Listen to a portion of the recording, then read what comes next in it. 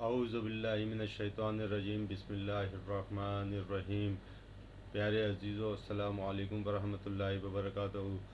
दोस्तों, हम अपने फ़ज़ाइल अमल का घर की तालीम का सिलसिला जारी रखे हुए हैं। इसमें हमने सहाबा इकराम के मुख्तलिफ़ वाक़यात को अपने गौर व फ़िक्र में लाते हुए उनकी क़ुरबानियों को अपने जहन में बिठाने के लिए लगातार घर पे ये तालीम करने का सिलसिला जारी किया है। और इसी सिलसिले में हम आज हज़रत अबू ज़र ग़िफ़ारी रज़ी अल्लाह ताला अन्हु का इस्लाम इसको आगे बढ़ाएंगे।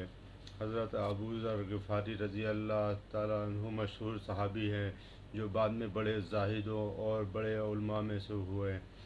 हज़रत अली करमल्लाहु वजहू का इरशाद है कि अबू ज़र रज़ी अल्लाह ताला ने ऐसे इल्म को हासिल किए हुए हैं जिससे लोग आजिज़ हैं, मगर उन्होंने इसको महफूज कर रखा है। जब उनको हुज़ूर सल्लल्लाहु अलैहि वसल्लम की नबुव्वत की पहली ख़बर पहुँची तो उन्होंने अपने भाई को हालात की तहक़ीक़ के लिए वास्ते मक्का भेजा कि जो शख्स ये दावा करता है कि मेरे पास वही आती है, वो आसमान की ख़बरें आती हैं, उनके हालात मालूम करें और उनके कलाम को गौर से सुनें।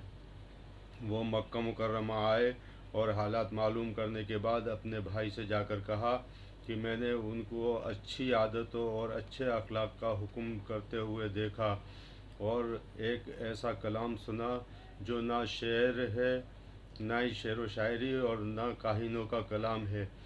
अबू ज़र रज़ी अल्लाह ताला अन्हो की इस मुजमल जो कि स्पष्ट बात ना हो, बात की तशफ़ी ना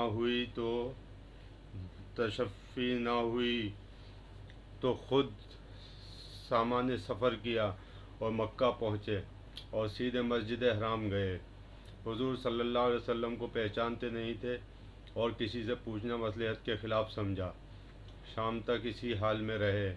शाम को हज़रत अली करमल्लाहु वजहू ने देखा कि एक परदेसी मुसाफिर है। मुसाफिरों की, गरीबों की, परदेसियों की खबरगिरी, उनकी ज़रूरतों का पूरा करना इन हज़रत की घुट्टी में पड़ा हुआ था।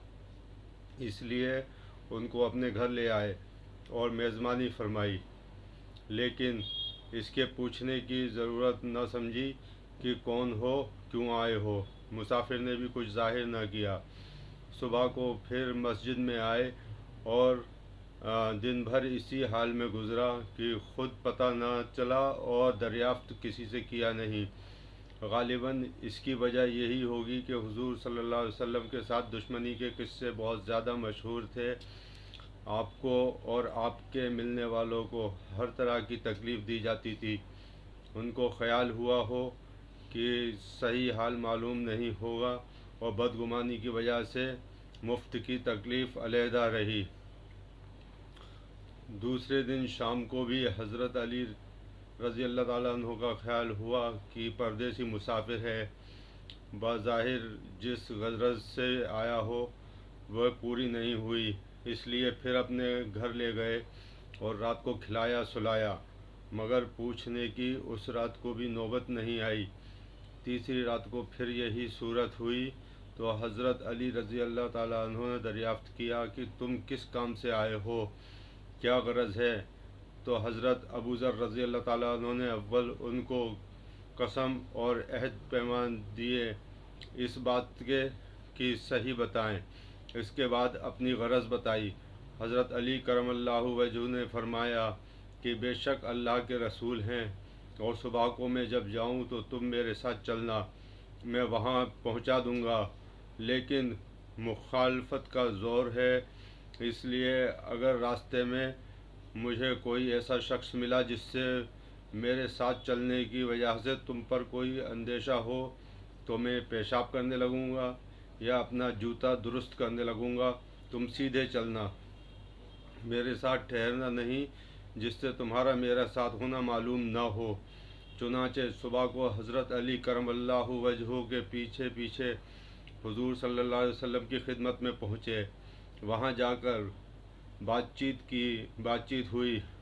उसी वक्त मुसलमान हो गए। हुज़ूर सल्लल्लाहु अलैहि वसल्लम ने उनकी तकलीफ़ के ख़याल से फ़रमाया, अपने इस्लाम को अभी ज़ाहिर ना करना, چپکے سے اپنی قوم میں چلے جاؤ، جب ہمارا غلبہ ہو جائے اس وقت چلے آنا۔ انہوں نے عرض کیا یا رسول اللہ، اس ذات کی قسم جس کے قبضے میں میری جان ہے کہ اس کلمہ توحید کو ان بے ایمانوں کے بیچ چلا چلا کے پڑھوں گا۔ چنانچہ اس کی وقت مسجد حرام میں تشریف لے آئے اور بلند آواز سے میں گواہی دیتا ہوں اللہ ایک ہے کہ علاوہ کوئی معبود نہیں، اور میں گواہی دیتا ہوں کہ محمد صلی اللہ علیہ وسلم اللہ کے رسول ہیں۔ پڑھا۔ پھر کیا تھا، چاروں طرف سے لوگ اٹھے اور اس قدر مارا کہ زخمی کر دیا، مرنے کے قریب ہو گئے۔ حضور صلی اللہ علیہ وسلم کے چچا حضرت عباس جو اس وقت تک مسلمان نہیں ہوئے تھے، ان کے اوپر بچانے کے لیے لیٹ گئے اور لوگوں سے کہا کیا ظلم کرتے ہو؟ یہ شخص قبیلہ غفار کا ہے اور یہ قبیلہ ملک شام کے راستے میں پڑتا ہے، تمہاری تجارت سب ملک شام کے ساتھ ہے، اگر یہ مر گیا تو شام کا آنا جانا بند ہو جائے گا۔ اس پر ان سب لوگوں کو بھی خیال ہوا کہ ملک شام سے ساری ضرورتیں پوری ہوتی ہیں، وہاں کا راستہ بند ہو جانا مصیبت ہے، اس لیے ان کو چھوڑ دیا۔ دوسرے دن پھر اسی طرح انہوں نے جا کر بآواز بلند کلمہ پڑھا اور لوگ اس کلمے کے سننے کی تاب نہ لا سکتے تھے، اس لیے ان پر ٹوٹ پڑے۔ دوسرے دن بھی حضرت عباس نے اسی طرح ان کو سمجھا کر ہٹا دیا کہ تمہاری تجارت کا راستہ بند ہو جائے گا۔ فائدہ: حضور صلی اللہ علیہ وسلم کے ارشاد کے باوجود کہ اپنے اسلام کو چھپاؤ، ان کا یہ فعل حق کے اظہار کا ولولہ، جوش و شوق اور غلبہ تھا کہ یہ دین حق ہے تو کسی کے باپ کا کیا اجارہ ہے جس سے ڈر کر چھپایا جائے، اور حضور صلی اللہ علیہ وسلم کا فرمان شفقت کی وجہ سے تھا کہ ممکن ہے تکلیف کا تحمل برداشت نہ ہو، ورنہ حضور صلی اللہ علیہ وسلم کے حکم کے خلاف صحابہ رضی اللہ تعالیٰ عنہ کی یہ مجال نہ تھی۔ چنانچہ اس کا کچھ نمودہ مستقل باب میں آ رہا ہے۔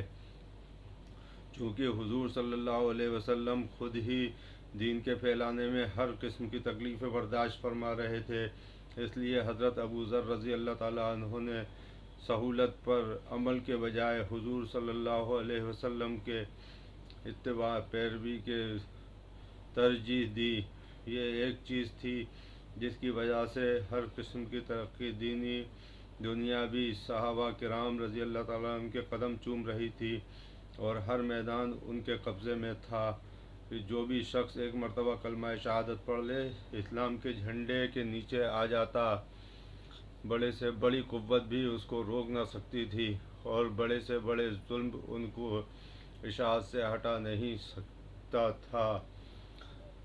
دوستو، ایسا ایمان کا جذبہ صحابہ اکرام رضی اللہ تعالیٰ عنہ کے اندر تھا کہ جب ایک دفعہ انہوں نے اس دین کو قبول کر لیا، پھر بہت ہی ذوق شوق سے اور کھل کے اس کو زمانے کے سامنے رکھا۔